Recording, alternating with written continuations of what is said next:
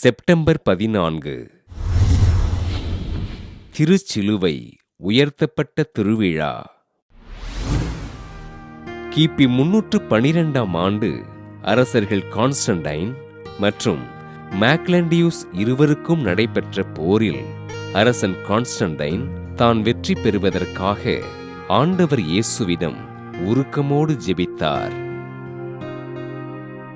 அரசர் கான்ஸ்டன்டைனின் மன்றாட்டை கேட்ட ஆண்டவர் இயேசு வானில் சிலுவை அடையாளத்தினை தோன்ற செய்து ஆசீர்வதிக்க அரசர் கான்ஸ்டன்டைன் போரில் வெற்றி பெற்றார். ஆண்டவருக்கு நன்றி செலுத்த விரும்பிய அரசர் கான்ஸ்டன்டைன் திருச்சிலுவையினை ரோமையின் அடையாள சின்னமாக ஏற்றுக்கொண்டு தன் போர் வீரர்களின் கவசத்தில் பொறிக்க உத்தரவிட்டார். அரசர் கான்ஸ்டன்டைனின் தாயாரான ஹெலினா புனித பூமிக்கு திருப்பயணம் மேற்கொண்ட போது கிபி 326ஆம் ஆண்டு செப்டம்பர் 14ஆம் நாள் ஆண்டவர் இயேசு அறையுண்ட திருச்சிலுவையினை கண்டுபிடித்தார்.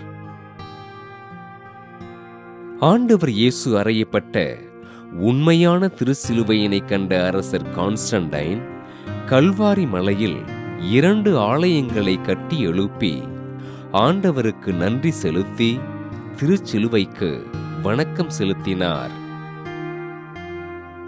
கிபி 614ஆம் ஆண்டு பெர்சிய அரசன் 2ஆம் சொஸ்ரோஸ் சிரியா மற்றும் பாலஸ்தீனத்தை கைப்பற்றி பல்வேறு பொக்கிஷங்களை அபகரிக்க திருச்சிலுவையினையும் தன்னோடு எடுத்து சென்றார்.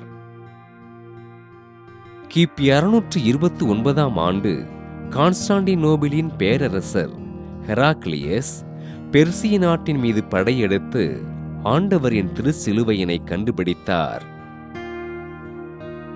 பேரரசர் ஹெராக்லியஸ் ஆண்டவர் சுமந்த சிலுவையினை மிகுந்த பக்தியோடு சாக்கு உடை அணிந்து எருசலேமிற்கு கொண்டு வர கிபி 629ஆம் ஆண்டு செப்டம்பர் 14ஆம் நாள் திருச்சிலுவையினை எருசலேமிலிருந்த ஆலயத்தில் நிறுவி மகிமைப்படுத்தினார்.